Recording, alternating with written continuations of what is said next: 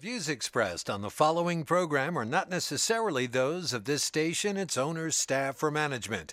The following program is sponsored by Rob Warner at Guild Mortgage, NMLS number 825102.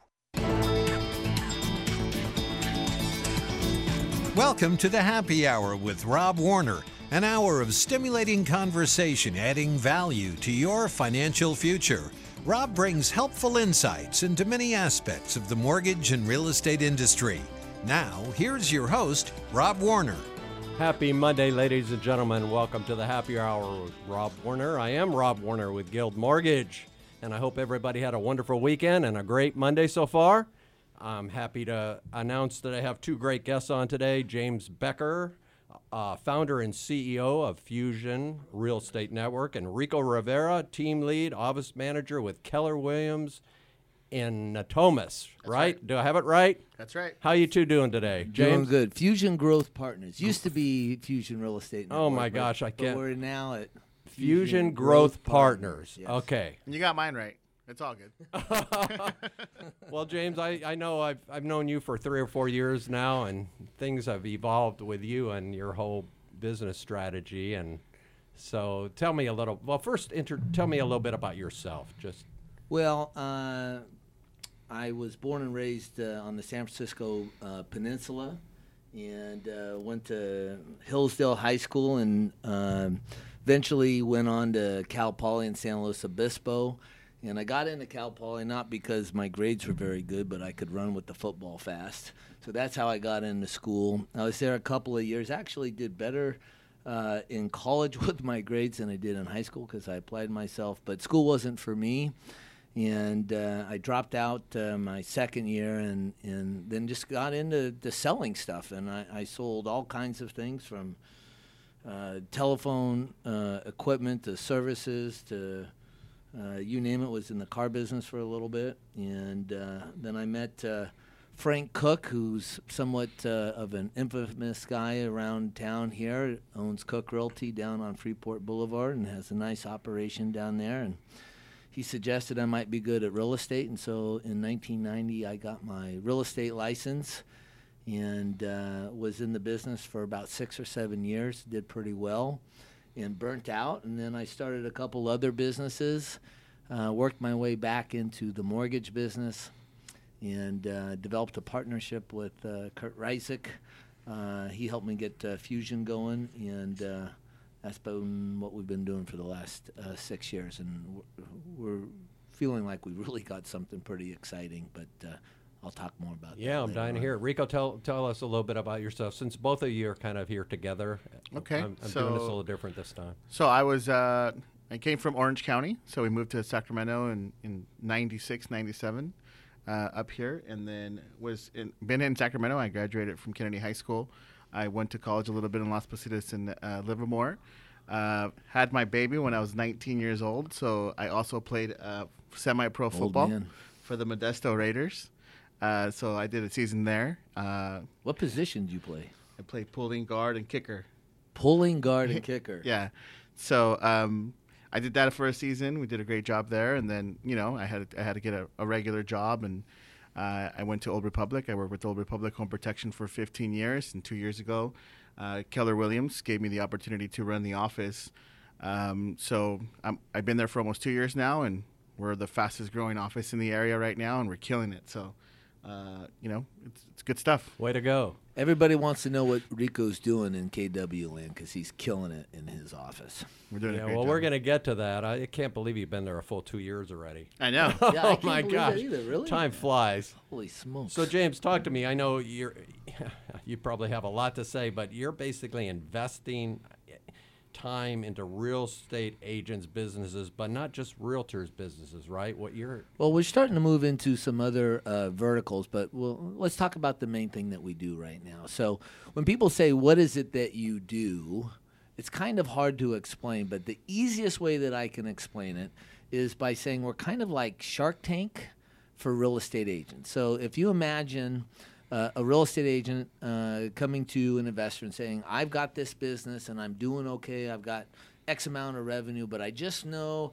I could grow a much larger business if I had more help and more staff and more capital.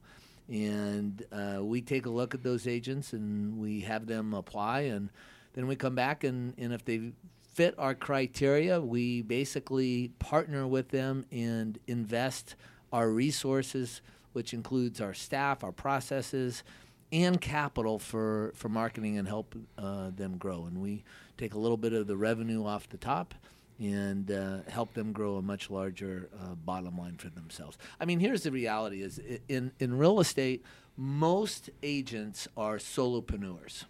And it is almost impossible to sustain a long-term business doing everything yourself. So if you want to figure out if that's true or not, you can just ask yourself, how many people do you know or businesses do you know that is one person who does everything him or herself that has long-term success? Do you know anybody, Rico? No, there's no way. I mean, and everybody out there can probably agree to this. You need leverage. You need to have leverage, and you need to be able to have that leverage of other people and other people's expertise. You can't be the marketing guy and the radio guy and everything else to everyone. So if your deal is real estate or whatever it is that you do, you have to be focused on that and do it 100% of the time to be able to be good at it. So I think what you guys do is great because you have the right people in place that are great at that thing, whether it's making flyers or whatever it is, right? They're great at that one thing, and so they're good at doing that, and that's how you have leverage for that realtor.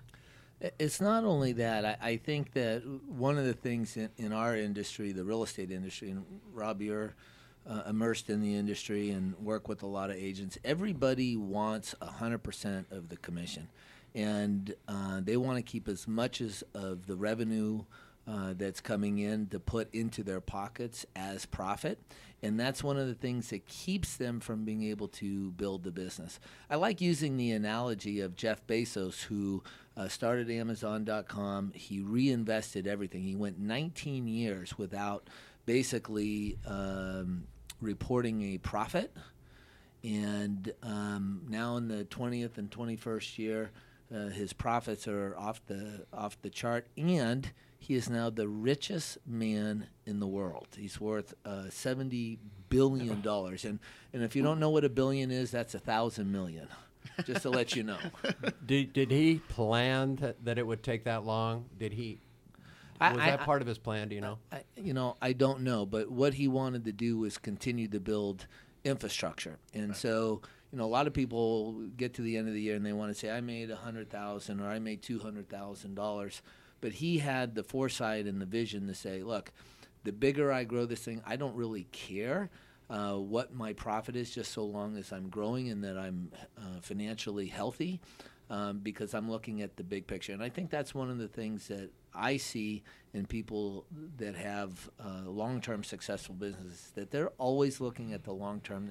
They don't care about this quarter or next quarter. As a matter of fact, I was watching a video the other day on Jeff Bezos where Wall Street doesn't like him very much, in the sense that he will not make predictions on what his quarter is going to do, because once he makes those predictions, then he has to manage his books to make sure that the numbers come out the way that he predicted. And what he says is that's managing my outputs, and you cannot manage your outputs. You can only manage your inputs. And he says what's happening this quarter, if it's the third quarter of the year, is a direct result of what I did 2 years ago. I cannot manage it in a way that would be healthy. For example, he could have the most amazing quarter ever profit by laying off half of his staff. Right. What do you think that would do to the fourth quarter? Yeah. It would kill his business long term. So. Wow, that's amazing. You see, I'm one of these guys you're gearing this show for right now, because I'm a one-man band right now, okay? Yep. And so, how's that working out for you? Well, I took on this radio show because it just kind of came about. I know. It wasn't planned. I didn't want to be a radio announcer all my life. Right. But I enjoy what I'm doing. But now I'm doing radio, and I'm doing mortgages. And I'm doing the radio to do more mortgages. Right. But it takes time to do the radio show. Yep. Okay, so Right. So I'm finding myself being drawn in two different directions right now.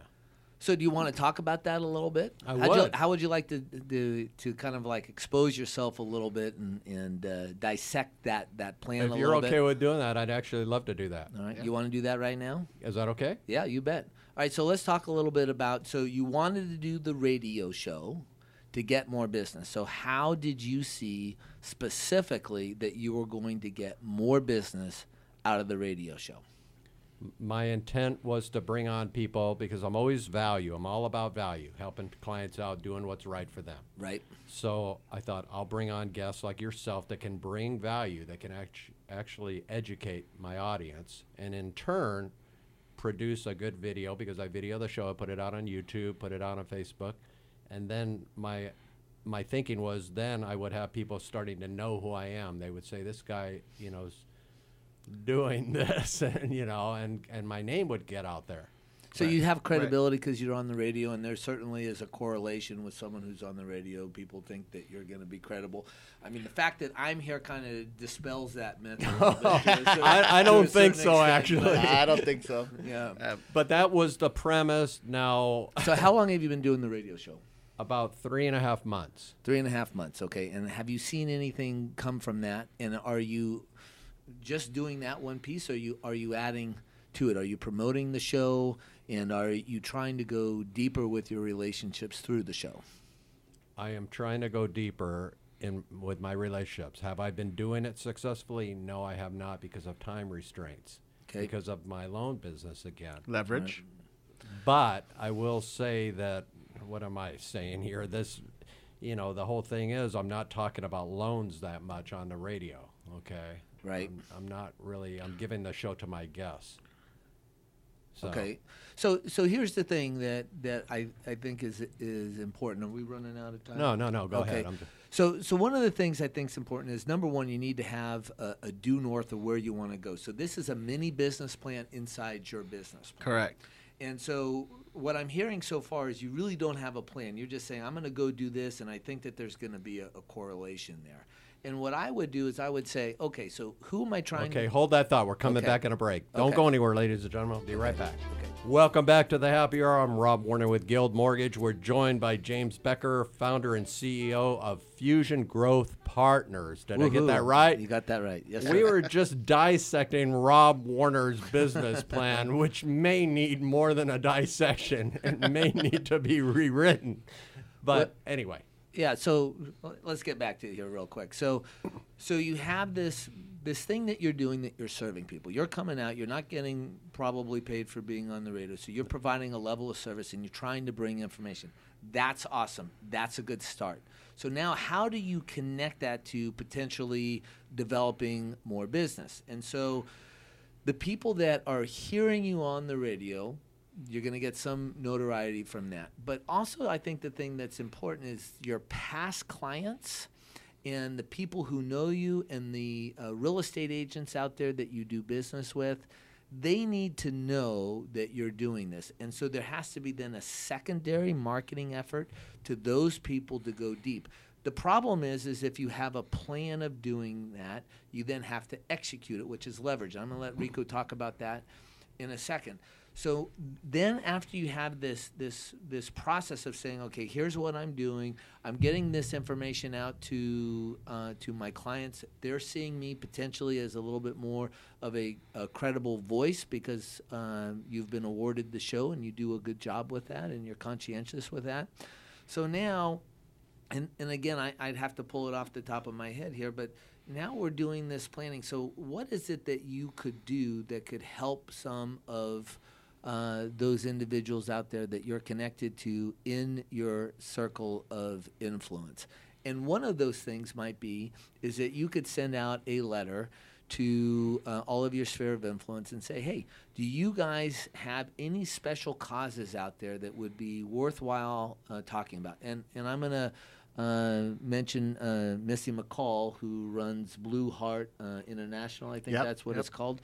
Is a nonprofit organization that basically they've got some houses and they rehabilitate young ladies that have been caught up into the sexual trafficking trade, and they bring them in and rehabilitate them, and it's a pretty incredible organization. And as you meet those types of people to get their information out, you're building goodwill for them. And so that's one thing. But once you have that plan on how you're going to be communicating, you're out there doing loans. You're not going to have time to do it. So you're going to have to invest a portion of your income into hiring people to then execute that. And you want to go ahead and talk a little bit about that, Rico? Yeah, and that's what I call leverage, right? Yep. So you have to leverage yourself, and the newsletter idea is a great idea for you. It's something that you can actually do a newsletter and tell everybody that's already your client or past client about your show, and then you can even ask them questions, or call me for a question, or who would you like to see on the radio, or what would you like to hear about?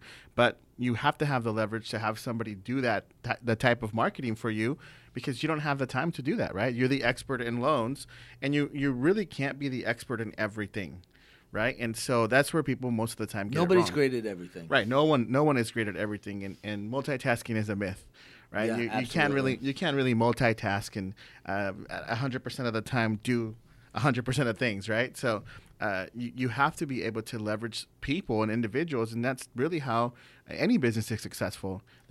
Like you said earlier, there's no one that I know in business that's doing great that's by himself. I mean, look at all the greats, right? They leverage people, and they get the right people in the right jobs, and that's how you become a successful business. And this is what you're doing with the realtors, right? You're telling them, hey, you're not good at marketing. Bring on you, right? I mean, your company helps them with the marketing. Well, we partner with them, and we do marketing, of course, and we also you guys do a ton of stuff. Yeah, it's a full enterprise system. But I want to stay on this point for a minute because I think it's really important. Okay. So, Rob, you are the CEO of Rob Warner's business, which is doing loans underneath the organization that you work for, but you are the CEO. So the thing that I want to hit on here is your greatest asset is what? My greatest asset is my knowledge of loans. Okay, so your knowledge, and what else? Well, I'm very good with people, helping people out. That's Okay, so my you've greatest got strength. Your greatest strength. But it's your greatest asset is your time Right. and your energy. And so if you're not managing your time and your energy in the highest and best use, so let's say we're talking to the CEO of Chevrolet, and he's got basically a few different assets. He's got human capital and he's got real capital. He has to allocate those things in the absolute highest and best use that he possibly can, or he's not a very good CEO. And so if you're doing everything yourself and not reinvesting back into yourself, you are absolutely not allocating that main resource, which is your time and energy, in the things that are going to give you the highest return. So the arbitrage that you could get from what your time is worth versus what a $10 or $15 an hour employee would be worth, you don't get the benefit of that. And so that's one of the main things people will worry about, is they're just so caught up with not wanting to invest that they actually put themselves in a place where they oftentimes will burn out, or if they get sick, or if they're tired, whatever the case may be, they're out of business, or they're not doing very well. And it's because everybody's trying to save money. So you're thinking that you're going to save money by doing all these other jobs that you don't want to hire someone to do. And at the end of the day, you're just becoming the employee. So you're doing that $8 or $10 or $12 an hour job where you should be doing that $200, $300, $400, $500 an hour job. And so that's the biggest thing that I see with real estate agents and other people in business. And other small businesses as well, absolutely. Small businesses where they try to do everything because they're trying to save money, and at the end of the day, they're hurting themselves, and they'll just eventually just get tired of it and burnt out. Because that's what happens with me. I get burnt out. Well, that happens with everybody that doesn't have. That doesn't have leverage. We wouldn't be able to be here if we didn't have people back at our offices taking care of the of the the home. It's almost like I know what you're saying is correct in the back of my mind. I know it's there. I don't implement it. And I see realtors tell me all the time, well, I need the commission, and the same thing with them. They don't want to put the money back in the business, so they're only doing the same amount of deals every year. So they never have any leverage. They basically They are investing only time and energy, and when you invest only time and energy, you end up with a diminishing return, because in the beginning of your career, you have a lot of passion. It's new, it's exciting. But after you go through doing it day in and day out, the passion for it and the energy of it starts to wane. And guess what? You don't get the same thing that you got. That's what we would consider a diminishing return. And so I think it's just absolutely critical. And here's the other thing. When you build an organization, you have new problems every day.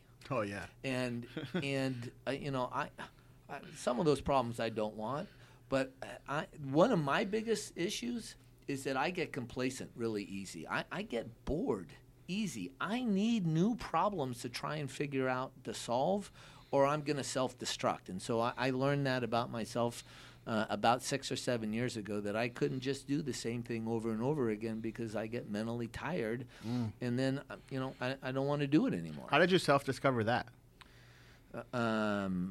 Well, that's a good question, because I would go into something, I would do very well at it, and then I would plateau and then start to drop, and it was a continuing process where I would I'll give you an example. So when I first got into the real estate business, in the first 3 or 4 years, my production was in the top 1% in the nation, but I couldn't sustain it.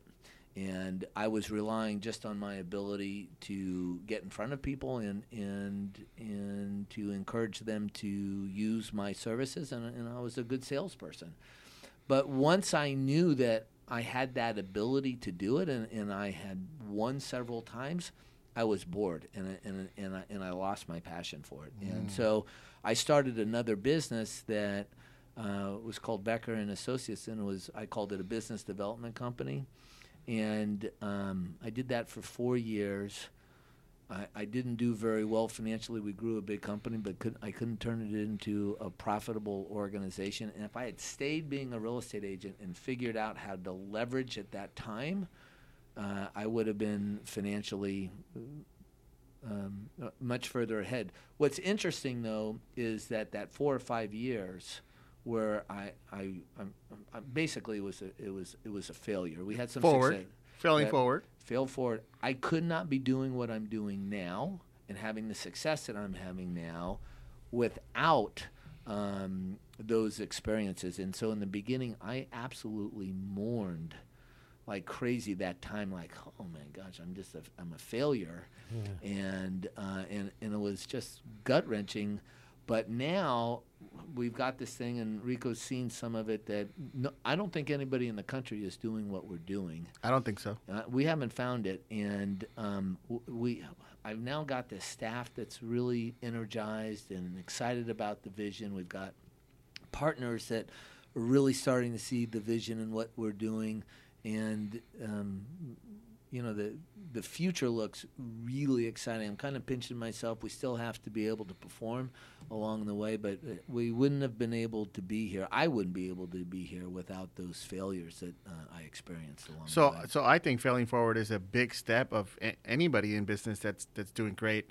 Or you know, I don't know many people that are successful that have never failed, right?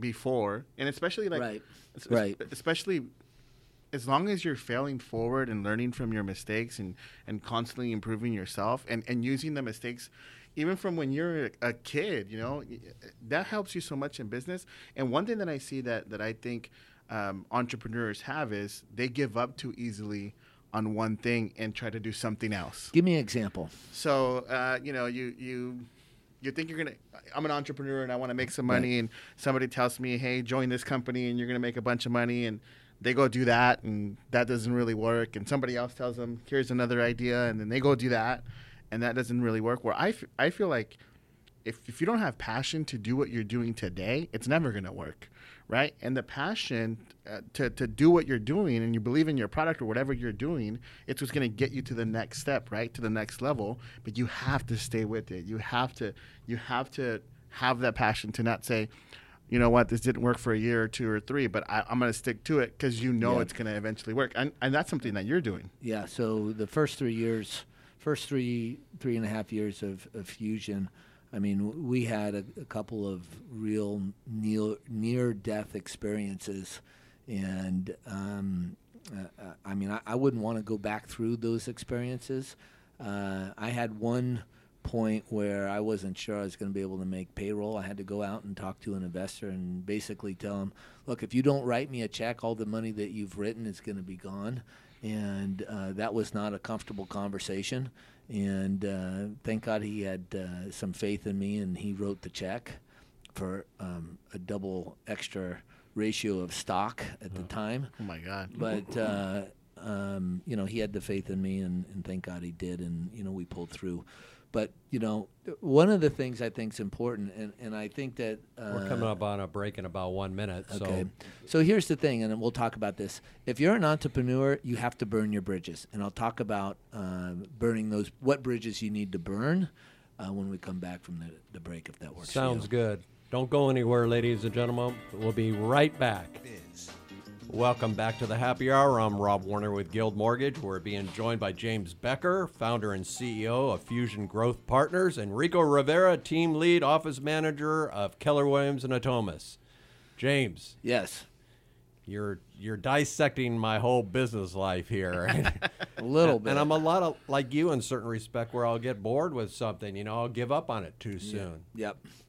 So, you know, let's talk about that for a minute. So I talk to a lot of real estate agents and small business people who are wanting to build a successful business. And what they'll do is they'll have plan A, which is building that business. They'll have plan B, plan C, and plan D. And that makes sense. If plan A doesn't work out, then I'll go to the plan B. And if plan B doesn't work out, then I'll go to plan C. But I think that that's a great way to make sure that plan A, plan B, and plan C don't work out, because the realities are growing a successful business is one of the absolute most difficult things to do. A sustainable business. Anybody can have a business that's successful for a couple of months or a couple of years, but a sustainable business and a business that's ever growing, that's the only way a business can be sustainable if it's growing on a consistent basis, is that you solve the problems. And when you hit a brick wall, what happens is you go to plan B. Well, guess what? If you burn your bridges, if you burn plan B, plan C, and plan D, so you have no other options, you're going to figure out how to get over that wall. And that's one of the critical points. So, Rico, that's so true. I mean, I remember that the first time somebody told me that was my mentor at Old Republic Home Protection. My mentor was the VP of the company at the time, and she was mentoring me to be a manager of the company. And then this sales job came about in Sacramento, and I said, "What do you think of me being in sales?" And she said, "I think you would do a great job." And so I went through the first interview, the second interview, and the third interview was with her. And it's the same analogy, but she said, "Let me tell you something. You have to burn your boat." You know, and I said, "Well, what do you mean?" And I was a stellar rock star employee. I'd been there for 5 years straight. You know, I never missed work. I did a great job. And she said, "I mean, there's no going back. You know, if you're going to be on our sales team and you fail, I'm going to have to fire you." And I was like, Are you serious? Because I'm thinking I can go out there and, like, maybe try to sell, you know, this. And if it doesn't work, just come back to work. And she's like, "No." I mean, she was dead serious, and she said no to me. Well, that way she knew you wouldn't fail. You would give it 110% Oh, because you had absolutely. no other option. Oh, absolutely. And I was going from getting, you know, a regular hourly rate or hourly employee, right, to not 1099, but kind of 1099, where you have to make commission commissions. only. Commission, right? Yeah. So, I mean, that conversation with my wife that night was not that good, you know, because she was like, "What are you doing? You're going to go make commission only and you're making good money right now?" And I was like, "I'm burning my boat." And, Oh my God. and that was it. I mean, there was no going back, right? So, I did a great job. I was very successful. And that's exactly what I did this time when they gave me the opportunity at Keller Williams. I just burned my boat at Old Republic and said, "There's no going back." I was there 15 years, but I didn't give myself a plan B or a plan C. I just told my wife, I said, "You're going to make it." "I'm going to make it," and that's it. And that's kind of what you have to do. Yeah, so here's one of the things that I see all the time that small business owners do as a mistake is and I see real estate agents do it all the time. So you can have a real estate agent that's on social media and they're advertising themselves as the real estate agent of choice, whatever the case may be. And then all of a sudden they're selling some multi-level, multivitamin health syrup, which is a MLN type of thing. And if they're one of my partners, I pick up the phone and call them right away like, what the hell are you doing, right? I mean, number one, I don't want to go off on the deep end here, but I don't see, well, anyhow. But here's the thing. So you're advertising yourself as a real estate agent or you're selling these vitamins. Which one do you do, right? And the other thing is a lot of entrepreneurs have what I call the entrepreneurial disease, which is they've never seen an opportunity they don't think that they can be successful in. So then they are trying to be successful in 10 different things. And I just heard this saying the other day, and I've repeated it like 18,000 times, but Confucius says, chase 2 rabbits, catch none. I like it. Yeah. It's so true, though. It's so true, though. It makes so much sense. And that happens a lot. And entrepreneurs are right because they feel like they can do it, you know? And it goes back to wanting to do everything and getting a little piece of the pie. And sometimes trying to get a little piece of every pie, you get no food. You get no pie. So let's talk about what does it take to have a successful business? What do you think is one of the core elements of having a successful long-term business? And I've got my opinion, but I want to hear what you guys' opinion is first. Do you want to hear yours, Rob? You go ahead, Rico. So to me, what I feel like it takes, and we talked about leverage a little bit, but so not only leverage, but it also takes time management, being able to manage your time correctly, and sticking to your time management skills, right? So not letting people steal your time, and that happens a lot too when you're trying to run a company. Yep. There's little fires that come up that might take you away from what you're actually supposed to be doing, which is growing the company or whatever that may be for that moment.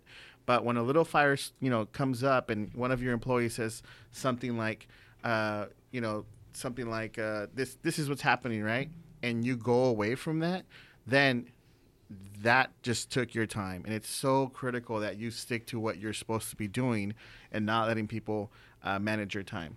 So Well, that's a big failure for me. I get drawn away from tasks all the time by some outside influence. Somebody calls me up and I'll drop everything to help them out. And I know I should say, can I call you back in 2 hours when I'm completing what I'm doing? But I won't because I'm trying.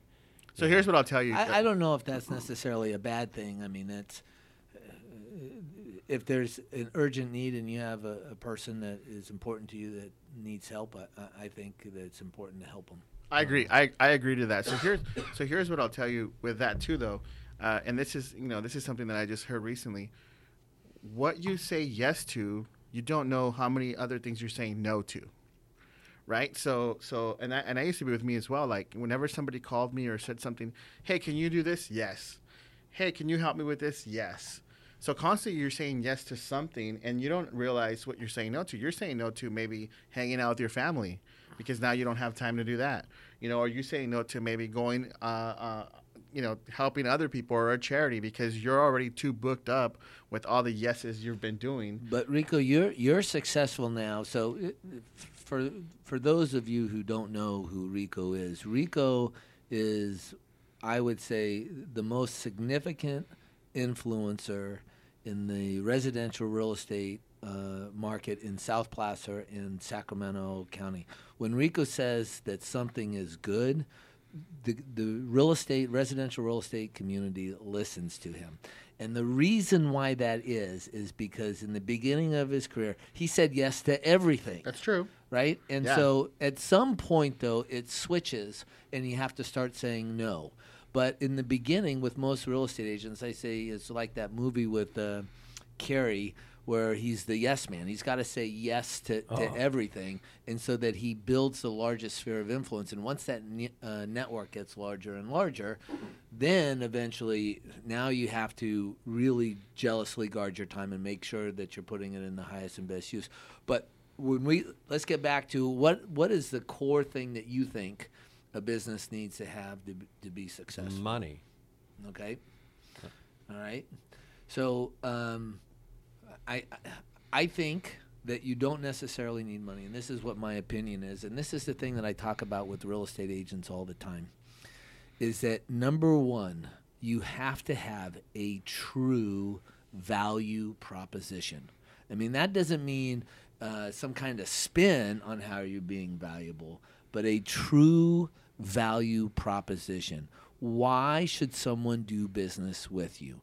What is the benefit that you are going to give them that's above and beyond everybody else? And if you can articulate that clearly and develop that where you are head and shoulders above everybody else, sales becomes easy. You don't mind picking up the phone and cold calling because you can't wait to tell somebody that you know potentially has a need. I got this thing, man, and it's awesome. I just want you to look at it. I don't have to sell you on it because once you look at it, you're going to want it. Great point. Right? And I think that's one of the things that, KW definitely has some very significant value propositions for the right type of agent. There's no better place. For the type of business that you do and the way that you take care of your clients, Rob, and I know you are very detail-oriented. You absolutely want to make sure people have a great experience. You want to make sure that everything is done by the book. The T's are crossed, the I's are dotted. You're very conscientious. And being able to now articulate that, why that's a value for somebody, that's a key, and that's who it is that you are. And so when someone's thinking about, I want to refinance or buy a mortgage, you should be able to sit down and say, here's why you'd want to consider me. And that when you have that value, not only do you have to be able to articulate it, but it has to actually be there. And one of the things I tell agents, and I tell other entrepreneurs, is if you wouldn't hire yourself, then you shouldn't be in business. Well, hold that thought right now. We have one more break, ladies and gentlemen. Don't go anywhere. Welcome back to the Happy Hour. I'm Rob Warner with Guild Mortgage. We were just talking with James Becker, who is the founder and CEO of Fusion Growth Partners. I almost messed it up again. Fusion Growth Partners. By the way, before we go any further, how do people get a hold of you, James, please? Because they can call my office at 916-448-3174. How about you, Rico? Put that phone number out there. Yeah, they can call my office as well at 916-283-7500. Okay, James, where did we leave off? So we were just talking about, hiring yourself. So again, I spend a lot of time with consultants and with real estate agents. And there seems to be, unfortunately in our industry, this thought that their friends should do business with them because they're friends.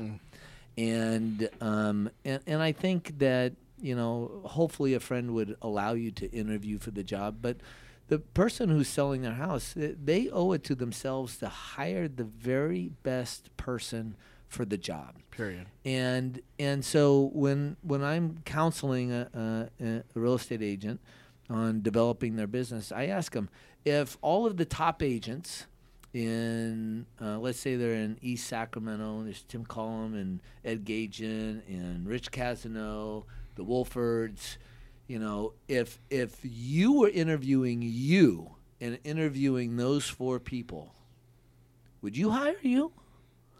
And if the answer to that is no, then you got to go back to your value proposition until you would absolutely hire you. Because if you don't believe in what you're offering, Right. you're dead in the water. Right. And that goes to the passion. I mean, that's in anything, right? Anything you do in business. I mean, if you don't believe in your own product and your own business, then you're dead in the water. So the value proposition's like key over everything. I think it's the very beginning of what it is that you're doing in your business, whatever that is. If you're a house cleaner, if you're a gardener, if you're developing software. So if you have a product, an app, right? And you didn't develop it, so you're not in love with it yourself because you developed it like it's your own baby. Would you use it, and would you use it consistently? And if the answer to that is no, it's not ready for market. Right. I mean, that's a perfect example here in Sacramento with Chris Johnson. That developed the Tupperware. That because he ate ramen.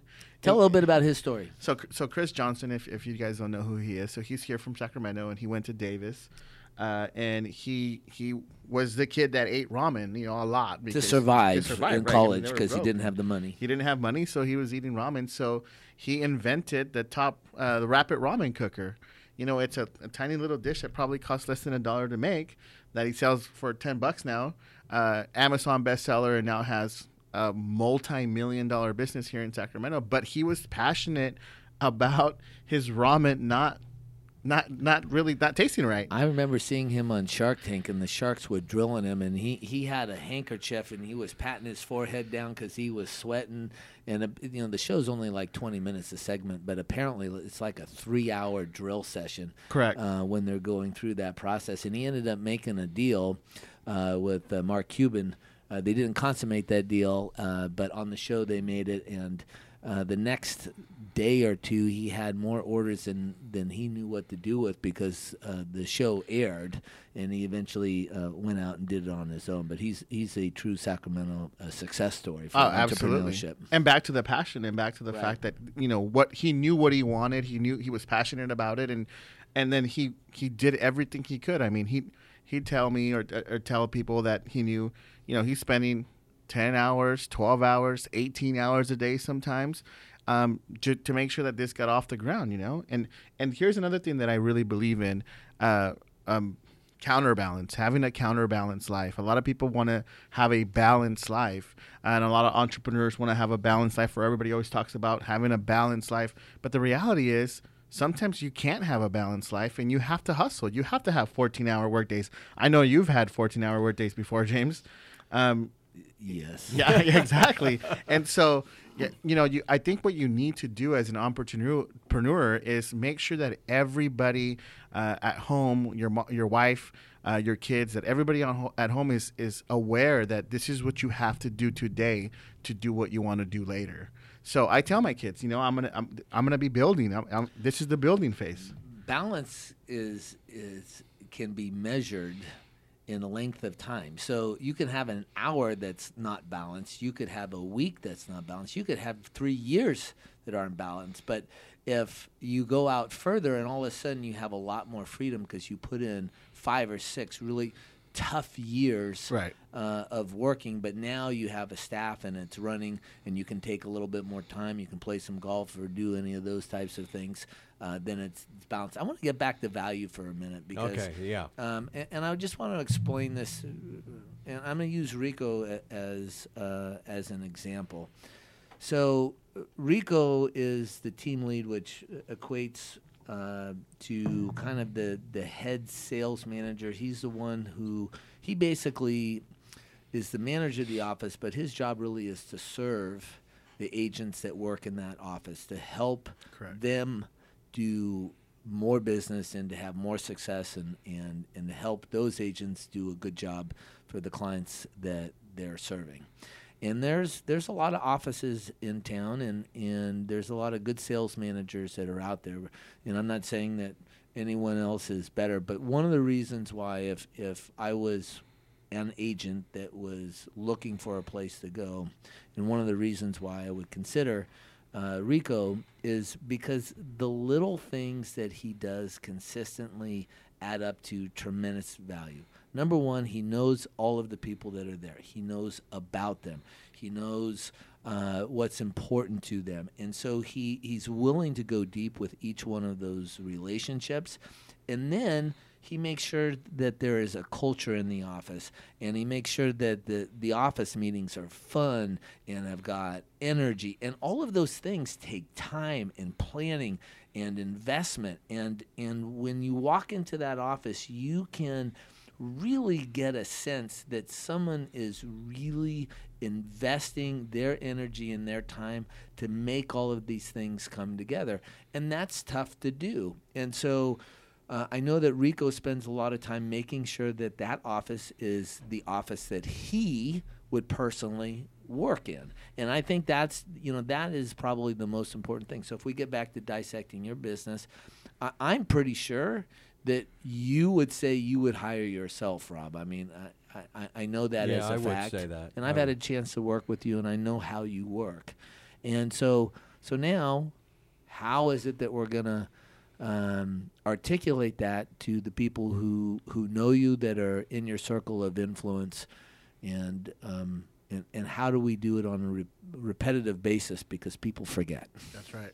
Yeah, that's something I think I'm going to be looking up your services here when we're done with this show. Seriously, because going back real quick to the leveraging part, where do you start with that? Can we go to that real quick? We only have a few minutes left in the show, so this time's flying I by. can jump on that real quick. So if you're going to build a team and leverage, a couple of things you need. Number one, you need ambition, and you need a work ethic.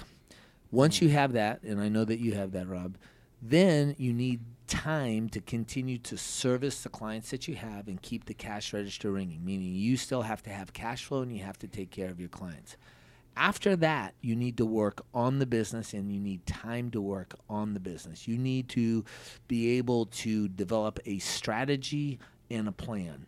Once you have a strategy and a plan, then you have to drill down into very specific systems and processes, because eventually you'll have employees that need to follow those systems, and you cannot be there micromanaging them, because you won't be leveraging your time. That's right. And after that, you need capital to pay for those employees. And then the next thing is, because building a business is so different than doing a loan or selling a house or any of those types of things, the technical part, you need to have probably some real good coaching on how to learn how to build a team and to deal with those problems as they come up. Wow, awesome. I like it. Drop the mic. Don't drop this Well, mic. give out your contact info, because we are winding down with this Okay. show, Okay. so please. Go ahead, James. James Becker, Fusion Growth Partners, and if you want to reach out and like to have an opportunity, just if you need some advice, feel free to call me at 916-448-3174. And Rico Rivera, Keller Williams Realty Sac Metro here in Natomas, 916-254-8448. It was awesome having both of you on the show today. I have to tell thank you so I'm much. just honored having both of you here. Thank you. Look forward to everybody next Monday. Listen to the Happy Hour with Rob Warner, 4 o'clock. Take it easy. Guild Mortgage Company is an equal housing lender. NMLS 3274. Licensed by the Department of Business Oversight under the California Residential Mortgage Lending Act. Rob Warner. NMLS 825102. All loans subject to underwriter approval. Terms and conditions may apply. Subject to change without notice.